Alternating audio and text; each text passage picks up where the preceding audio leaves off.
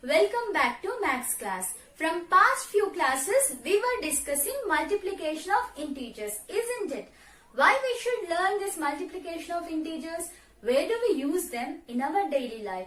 To know this, let us solve some practical problems where we come across multiplication of integers. Exercise for question number 3. A certain freezing process requires that the room temperature be lowered from 40 degrees centigrade at the rate of 5 degrees centigrade every hour. What will be the room temperature 10 hours after the process begins? First, we have to understand the question. What is given? What we have to find out. Given that a certain freezing process requires temperature lowered. Lowered means less than 40 degrees centigrade.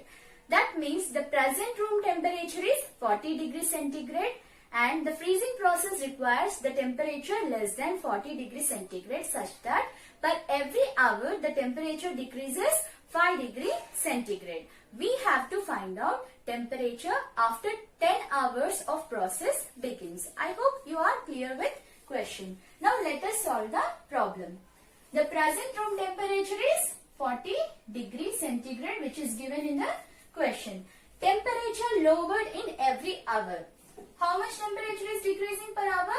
5 degrees centigrade. As temperature is decreasing, we can represent it with negative sign. Next, we have to find out in 1 hour the temperature is decreasing 5 degrees. In 10 hours, how much temperature decreases? Means minus 5 degrees centigrade into 10. That gives us minus 50 degree centigrade. Now we have to find out temperature after 10 hours of process begins. How we have to find? Initial temperature was 40 degrees centigrade plus in 10 hours the temperature decreases is minus 50 degree centigrade. So 40 minus 50 will give us minus 10 degree centigrade.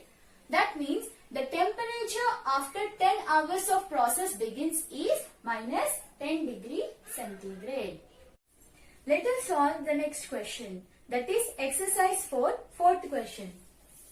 In a class test containing 10 questions, 3 marks are awarded for every correct answer and minus 1 mark is for every incorrect answer and 0 for questions not attempted.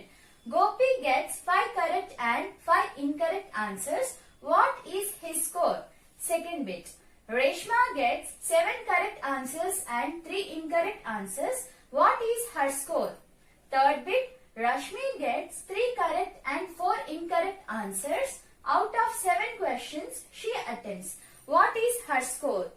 So first we have to understand the question. In a class, teacher conducts a test containing 10 questions. She gives 3 marks for every correct answer and minus 1 mark for every incorrect answer and 0 for questions not attempted. Using this data, we have to solve all the 3 bits. Let us solve the first question. Gopi gets 5 correct answers and 5 incorrect answers. We have to find his total score. First, we have to find marks given for 5 correct answers. For 1 correct answer, he'll get 3 marks. For 5 correct answer, he'll get 5 into 3, 15 marks.